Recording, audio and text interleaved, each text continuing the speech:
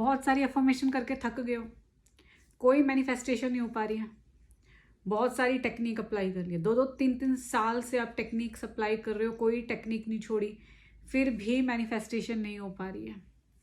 तो आज एक चीज़ बताने वाली हूँ, आप भी चेक कीजिए उस चीज़ को, ठीक है ना।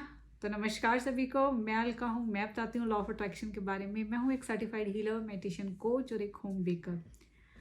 तो जी हाँ, जिस चीज़ के बारे में आज मैं बात कर रही हूँ, क्योंकि मेरे पास बहुत सारे जब पर्सनल सेशन आते हैं ना, उसमें लोग बोलते हैं कि हमने मैम 2-3 साल हो गया टेक्निक्स करते हुए पर कोई रिजल्ट नहीं मिल रहा है। तो आज मैं एक चीज़ आपको बताना चाह रही हूँ और आप चेक कीजिए इस चीज़ को, क्योंकि अफर्मेशंस बाद में काम करेंगी, आपकी टेक्निक्स बाद में काम करेगी। पहले आपका और नेचर का, जो प्रकृति का है, आपका और प्रकृति का आपस में कैसा रिश्ता है, इस चीज़ को चेक कीजिए। हो सकता है आपके लिए चीज़ नई हो, पर ये नई नहीं है, क्योंकि ये चीज़ आपके लिए आसान हो जाएगी, समझना आसान हो जाएगी, थॉट्स कंट्रोल करने आसान हो जाएंगे, आपको हर चीज़ जल्दी समझ आनी शुरू हो जाएगी इस चीज़ से आज। तो आप सबसे पहले ये चेक कीजिए कि आपका प्रकृति के साथ कैसा संबंध है।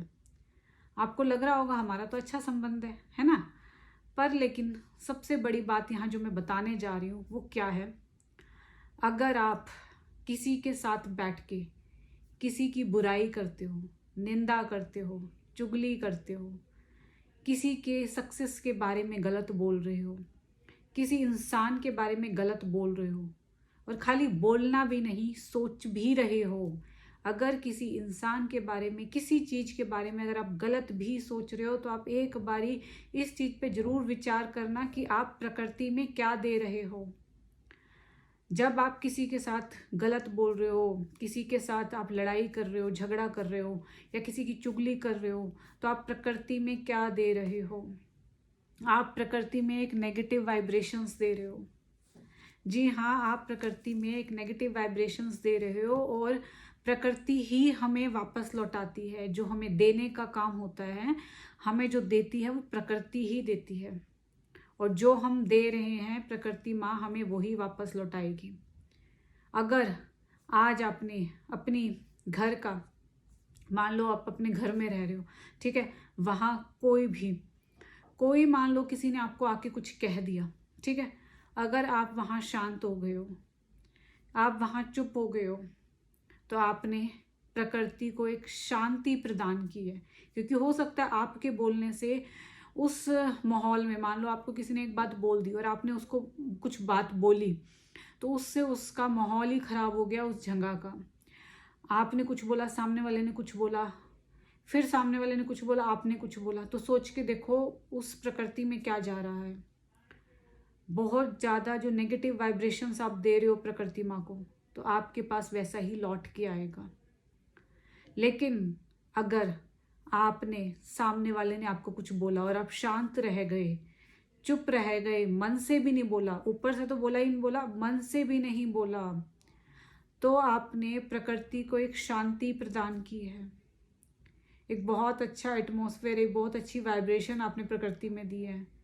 तो 101% है कि आपको मिलेगा ही मिलेगा शांति।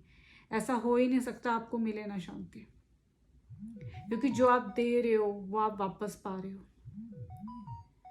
अगर आपने थोड़ा सा भी कंट्रीब्यूशन किया प्रकृति में शांति फैलाने का, तो ये प्रकृति की जिम्मेदारी होती है आपको शांति प्रदान करना।